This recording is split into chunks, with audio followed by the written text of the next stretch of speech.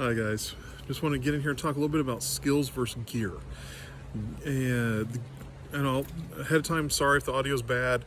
I'm doing this outside and it's a little windy. Some birds are chirping, lawnmowers going down the street. But anyway, skills versus gear. Gear is important to have. You need to have it, but the skills are even more important.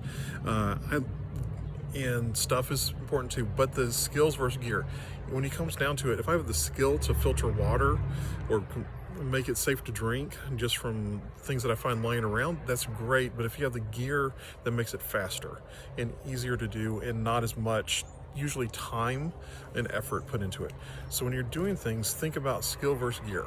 And so you want to have the skills to be able to do it and the ability to do things well, but gear helps you better as a backup.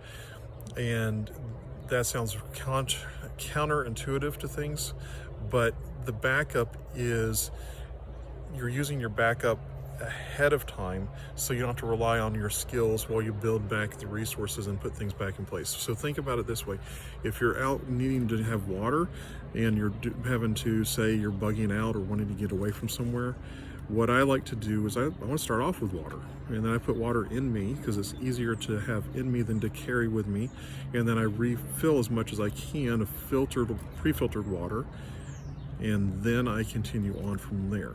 So I'm going with the scenario of you're having to walk,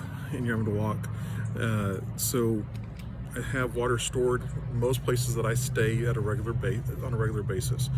My vehicle, my house, my place of work, I keep water stored ahead of time. And so what I do is if I know I have to walk a great distance or I have to leave and walk to a secondary location, I put water in me, make sure I top off all my water containers that I'm carrying with me, and then I have a way to filter water if I need more water along the way, which depending on the scenario, it could be a possibility to do that.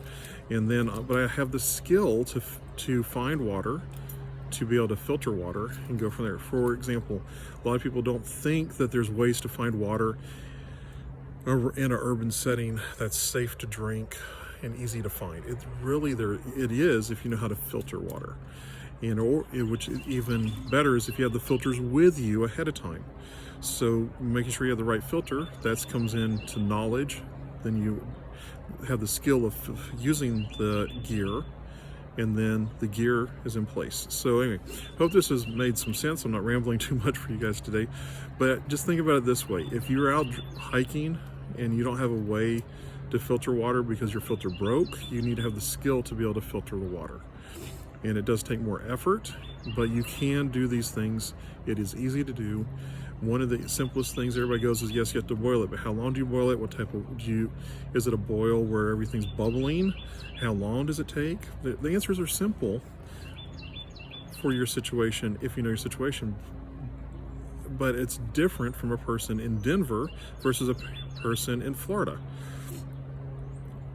Because sea level, most of Florida is sea level. Denver and surrounding areas are usually, and most of it is over a mile high. So you have to boil the water longer in those higher elevations than you do in a lower elevation. And also the other thing is to do it, what type of boil is it? Because if I don't have much fuel to be able to boil water, how long, where's the safe level? Most people will say you have to get roiling bubble and all the water just moving really vigorously, but that's not really the case. You need it's before that it gets pasteurized, but people tell if you get it to that and then you let it cool down, you at least, if it's clear water, you've at least got it filtered enough to be able to drink safely. But that goes back to the skills, the knowledge.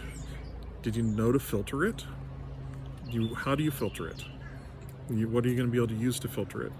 And that means pre-filter before you boil, because if you have chunks in it, the chunks have bacteria and other stuff, and the boiling doesn't necessarily get rid of all of that. And also it can put more taste into the water that is not necessarily pleasant, depending on what the type of debris is, if it's sap or certain types of just contaminants. They can put in flavor that make it unpleasant to drink. You can still drink it safely most of the time, but You got to know these types of things to learn these types of skills, to be able to do these things. These are worst case scenarios, and that is not where you need to focus on all the time, but it just is just to make you think, how do I get water? Where do I filter water?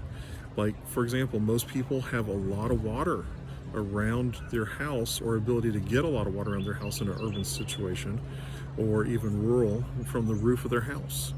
It's like, you have contained tons and tons of containers. It starts to rain, you put them out and you collect the water. Then you have to filter it. But that'll put back a lot more water than people think to get them a little bit further down the road. And I hope you guys are having a good day out there, that you're able to focus, and that this has been encouragement for you and a blessing for you today as you learn a little bit more about the skills versus gear, and especially when it comes to water.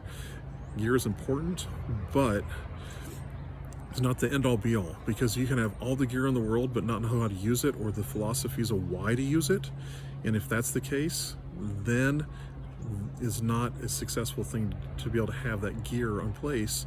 Because if you have the knowledge, then you can apply the gear in the best possible way in order to get the best possible result. So gain the knowledge, then you'll know what type of gear to get for your specific situation. Well, I hope you guys stay safe out there, and blessings all.